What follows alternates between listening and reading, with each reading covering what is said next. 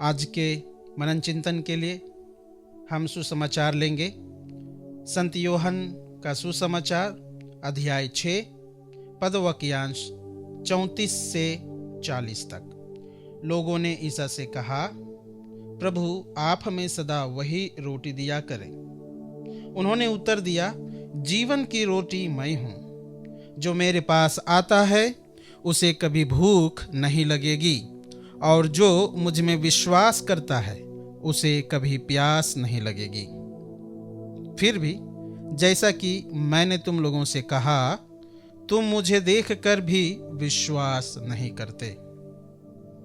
पिता जिन्हें मुझको सौंप देता है वे सब मेरे पास आएंगे, और जो मेरे पास आता है मैं उसे कभी नहीं ठुकराऊंगा, क्योंकि मैं अपनी इच्छा से नहीं बल्कि जिसने मुझे भेजा है उसकी इच्छा पूरी करने के लिए स्वर्ग से उतरा हूँ। जिसने मुझे भेजा उसकी इच्छा यह है कि जिन्हें उसने मुझे सौंपा है मैं उनमें से एक का भी सर्वनाश न होने दूं, बल्कि उन सब को अंतिम दिन पुनर्जीवित कर दूं। मेरे पिता की इच्छा यह है कि जो पुत्र को पहचान कर उसमें विश्वास करता है उसे अनंत जीवन प्राप्त हो। मैं उसे अंतिम दिन पुनर्जीवित कर दूंगा। यह प्रभु का दिव्य सुसमाचार है। ख्रिस्त प्रभु की जय। प्रभु यीशु ख्रिस्त में प्यारे भाइयों और बहनों, आज का मनन चिंतन का विषय है यीशु जीवन की रोटी। और आज के सुसमाचार में प्रभु यीशु ख्रिस्त अपने आप को एक रोटी की संज्ञा देते हैं। यह एक प्रतीकात्मक रूप से प्रभु यीशु का एक जो भविष्यवाणी है वो हमारे सामने रखते हैं। हम जानते हैं प्रभु यीशु ख्रिस्त का जो जन्म हुआ वह बेतलहम के गौशाले में हुआ था। बेतलहम एक गांव है, लेकिन बेतलहम एक इब्रानी भाषा का शब्द है। बेतलहम दो इब्रानी शब्दों के मेल से बना है, बेत और लेहम। बेत का मतलब होता है घर, लेहम का मतलब होता है रोटी, यानी कि रोटियों का घर। प्रभु यीशु ख्रिस्त इस संसार में इसलिए आए कि वह अपने आप को मनुष्य जाति के लिए न्यौछावर कर दे। उनका जन्म इसलिए एक प्रतीकात्मक रूप से बेतलहम के गौशाले में हुआ। सुसमाचार में प्रभु कहते हैं, जो मेरे पास आता है उसे फिर कभी भूख नहीं लगेगा। प्रभु एक वैश्विक निमंत्रण, विश्वव्यापी निमंत्रण सभी लोगों को देते हैं। और इसीलिए हम पढ़ते हैं मत्ती के सुसमाचार अध्याय 11 वाक्य 21 में, थके मांदे और बोझ से दबे लोगों, तुम सब के सब मेरे पास आओ, मैं तुम्हें विश्राम दूंगा। किसी एक व्यक्ति के लिए नहीं, किसी एक जाति के व्यक्ति के लिए नहीं, किसी एक धर्म के जाति के व्यक्ति के लिए नहीं, बल्कि संपूर्ण लोगों के लिए यह एक निमंत्रण है। तुम जो थके मांदे और बोझ से दबे हो, जो अपने आप को समझते हैं कि उन्हें प्रभु के पास जाने की आवश्यकता है, यह निमंत्रण उन सबों के लिए है। और इतना ही नहीं कि वो सिर्फ बुलाते हैं, वे स्वयं भी हमारे पास आते हैं। हम प्रकाशना ग्रंथ में पढ़ते हैं अध्याय 3 वचन 20 में कि मैं द्वार पर खड़ा होकर खटखटाता हूँ। जो कोई मेरी आवाज सुनकर दरवाजा खोलता है, मैं उसके घर में प्रवेश करता हूँ, और मैं उसके साथ और वह मेरे साथ भोजन करेगा। तो प्रभु से बुलाते ही नहीं, लेकिन स्वयं आते भी हैं। और यही कारण था कि अंतिम व्यालु के समय, अंतिम भोजन करते समय सारे शिष्य लोग वहां मौजूद थे।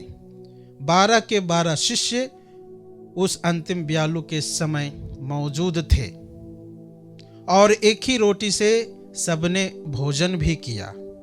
लेकिन यूदस जब वह रोटी खाता है तो उसमें शैतान प्रवेश कर जाता है। हम पढ़ते हैं यूहन्ना के अनुसार सुसमाचार अध्याय 13 वाक्य 17 में कि जब प्रभु उसे रोटी का टुकड़ा देते हैं तो यूदस उस रोटी को टुकड़ा को ग्रहण करते ही उसमें शैतान प्रवेश कर जाता है और तुरंत बाहर निकलता है और बाहर अंधेरा होता है। वही घटना हम मत्ती के सुसमाचार में भी पाते हैं। मत्ती के सुसमाचार अध्याय 22 1 से 17 विवाह भोज का दृष्टांत, जहाँ पे हम पढ़ते हैं कि राजा भोजन का आयोजन करता है, लेकिन जब भोजन तैयार हो जाता है तो जो आमंत्रित लोग थे वे आने से मना कर देते हैं। तो राजा उन सभी को जो सड़क पे दिखाई दे उन्हें बुला भेजने का निमंत्रण देते हैं। सभी लोग वहाँ आ जाते हैं और राजा जब देखने के लिए आता है कि उनका जो भोजन करने वाले कितने लोग हैं, तो उनकी निगाह एक ऐसे व्यक्ति पर पड़ता है जो विवाहोत्सव का वस्त्र नहीं पहने होता है। राजा उससे पूछता है, तुम ऐसे ही बिना विवाह का वस्त्र पहने कैसे उपस्थित हो गए? और राजा उससे कहता है, इसे इसके हाथ पैर बांध दिया जाए और इसे बाहर अंधकार में फेंक दिया जाए। यानी कि प्रभु का जो भोजन है, जीवन की रोटी को ग्रहण करने के लिए हम सभी को एक आध्यात्मिक तैयारी करने की आवश्यकता है, क्योंकि यह जीवन की जो रोटी है वो शारीरिक भूख मिटाने के लिए नहीं, अपितु आत्मा की भूख को मिटाने के लिए बनी है। और आत्मा की जो भूख मिटाने की रोटी है उसे ग्रहण करने के लिए हमें आध्यात्मिक रूप से तैयार होने की भी आवश्यकता है। इसीलिए प्रभु कहते हैं, पिता ने जिसे मुझे सौंपा है मैं एक का भी सर्वनाश होने नहीं दूंगा। लेकिन सर्वनाश के अवसर, सर्वनाश का जो रास्ता है हम मनुष्य खुद ही ढूंढते हैं। अगर हम यीशु के पास, उस जीवन की रोटी के पास पूर्ण तैयारी करके आते हैं तो हमारा कभी सर्वनाश नहीं होगा, बल्कि हमें अनंत जीवन मिलेगा और प्रभु के वायदे के अनुसार अंतिम दिन हम फिर पुनर्जीवित भी कर दिए जाएंगे। इसीलिए प्रभु कहते हैं कि स्वर्ग से उतरी हुई जीवंत रोटी मैं हूँ। पुराने व्यवस्थान में हम पढ़ते हैं, निर्जन प्रदेश में ईश्वर ने इजराइलियों को स्वर्ग से रोटी बरसाकर, मन्ना बरसाकर उन्हें खिलाया था। लेकिन वह रोटी जो थी सिर्फ शारीरिक भूख को मिटाने के लिए थी, और इसीलिए उस भोजन करने के बाद भी लोग मर गए। लेकिन प्रभु यीशु ख्रिस्त स्वयं कहते हैं, स्वर्ग से उतरी हुई जीवंत रोटी। उस बेतलहम के गौशाले में जन्म लेने वाला प्रभु यीशु ख्रिस्त वह रोटी का रूप लेते हैं ताकि हमें अनंत जीवन प्राप्त हो।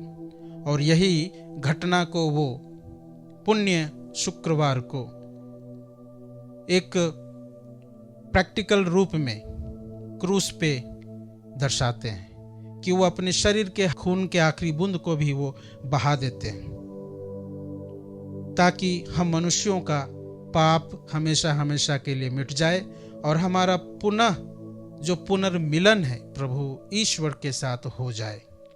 और इसीलिए प्रभु कहते हैं, मैं किसी का सर्वनाश होने नहीं दूंगा जो मेरे पास आएगा। इसलिए ख्रिस्त में प्यारे भाइयों और बहनों, आइए हम प्रभु यीशु ख्रिस्त स्वर्ग से उतरी हुई जीवंत रोटी के पास पूर्ण तैयारी के साथ आएं, ताकि हम भी प्रभु के समान अनंत जीवन की तृप्ति को महसूस करें। आमीन।